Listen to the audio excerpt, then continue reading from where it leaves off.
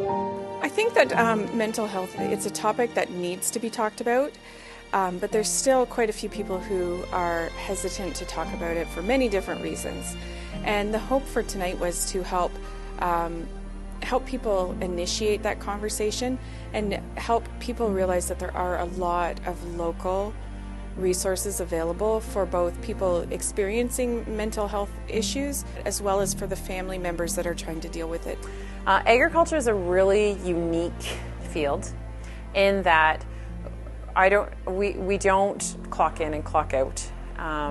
We don't go to a workplace and then leave. We're kind of on call for our farms 24/7. This is a topic that we are really trying to get out there and get the message out about mental illness and the stresses that go along with it in the agricultural community. So almost about 2.5 years ago now, on September 23, 2016, my son Jordan took his life. And he shocked his family with his death. He shocked his friends with his death. The school community everybody was so shocked. His church community, everybody did not understand or expect this. So because of our business, we have a lot of customers and we're out there. But it was amazing all the messages that we got of those actually that are suffering, and they're trying to comfort Chris and I and what Jordan might have been feeling. One woman said this is her favorite quote, that there is no shame in asking for help.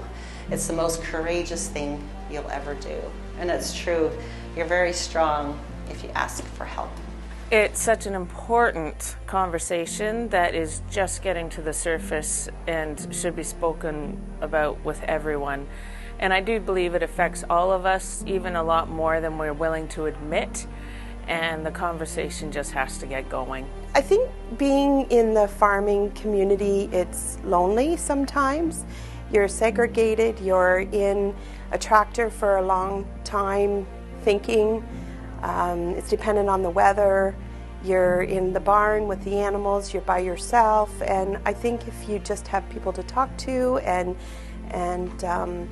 have everybody talking about it, it makes it easier. So it's this combination of body and mind that has always fascinated me.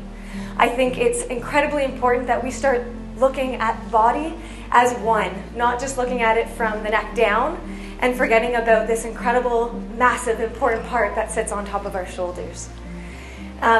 It was once described to me that mental health, our brain, is like our central command station, our CPU, the CEO of our organization.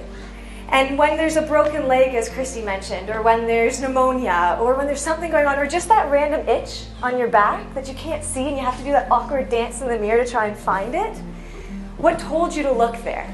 What was your mind? And it was your mind giving you an indication that there's something not quite right. But what happens when it's the mind? There's something going on there, or there's something wrong with the CPU. Who's going to tell that? That's the village, that's the community, that's each and every one of us here today. It's looking out for each other and being a part of that community. Just to be able to get it outside and take it from outside the head to hear it with your own ears. So anybody who you feel close to is better than speaking to no one. I think probably every single one of us here today have a story in one capacity or another about mental health. Whether it's us directly or indirectly touched by mental health, we are all a part of this conversation. And it's so exciting to be here today to hear and see your power and the power that we bring in numbers to have these conversations and to continue to bring this message forward.